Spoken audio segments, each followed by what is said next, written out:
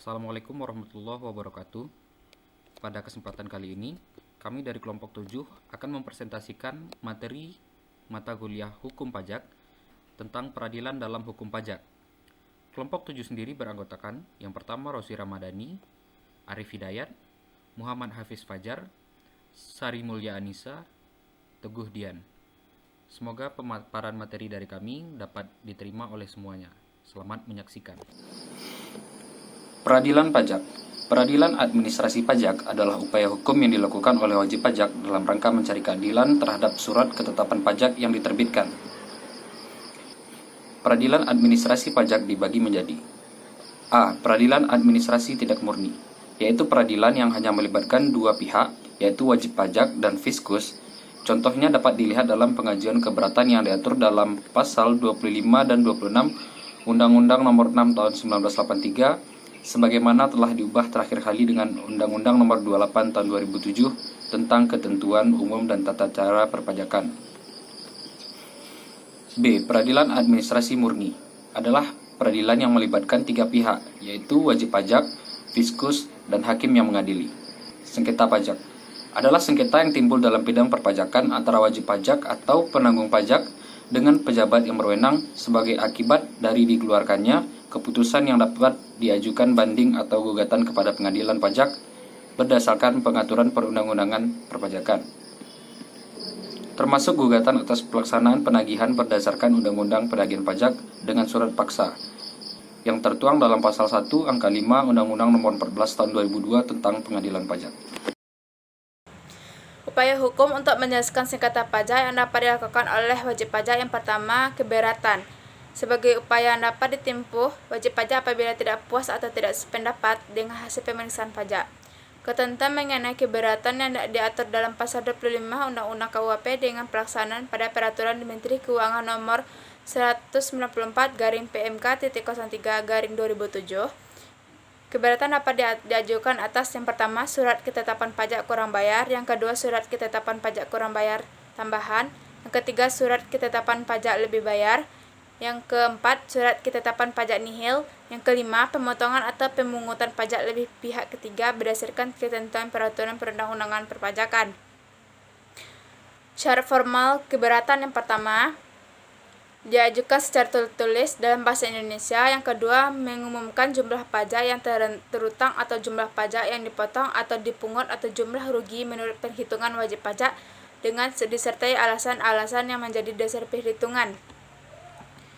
Yang ketiga, satu keberatan diajukan hanya untuk satu surat ketetapan pajak, untuk satu pemotongan pajak, atau untuk satu pemungutan pajak. Yang keempat, wajib pajak telah melunasi pajak yang masih harus dibayar paling sedikit sejumlah yang telah disetujui. Wajib pajak dalam pembahasan akhir hasil pemeriksaan atau pembahasan akhir hasil verifikasi sebelum surat keberatan disampaikan.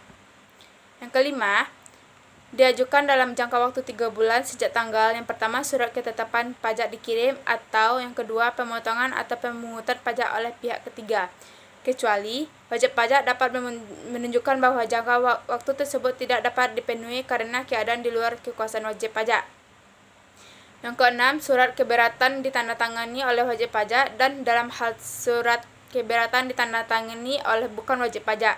Surat keberatan tersebut harus dilampirkan dengan surat kuasa khusus sebagaimana dimaksud dalam pasal 32 ayat 3 Undang-Undang KUHP. Dan yang ketujuh, wajib pajak tidak mengajukan permohonan sebagaimana dimaksud dalam pasal 36 Undang-Undang KUHP. Keputusan keberatan yang pertama mengabulkan seluruhnya, yang kedua mengabulkan sebagian, yang ketiga menolak, dan yang keempat menambah besarnya pajak yang harus dibayar.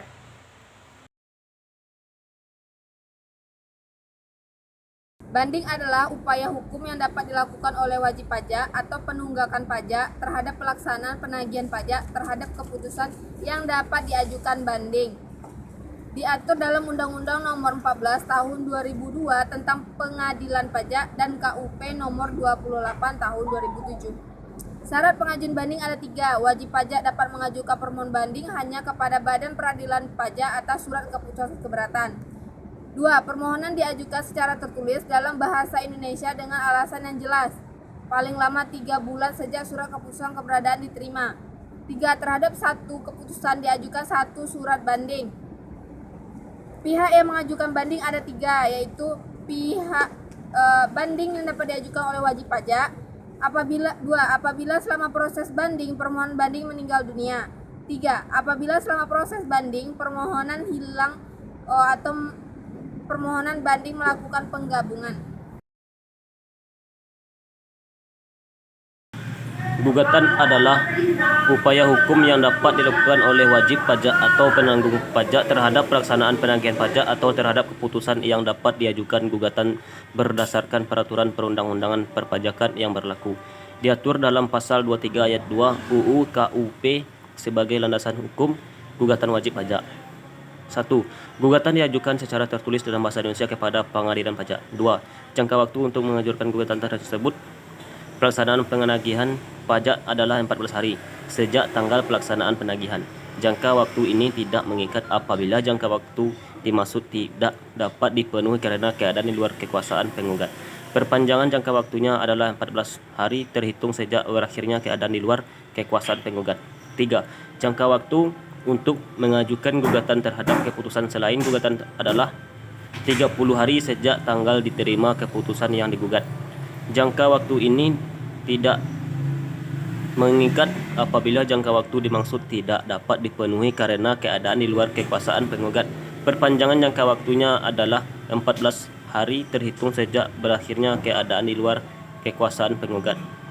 Terhadap satu pelaksanaan penagihan atau satu keputusan diajukan surat penggugatan. 5. Gugatan disertai dengan alasan-alasan yang jelas, mencantumkan tanggal diterima pelaksanaan penagihan atau keputusan yang digugat dan dilampiri salinan dokumen yang digugat.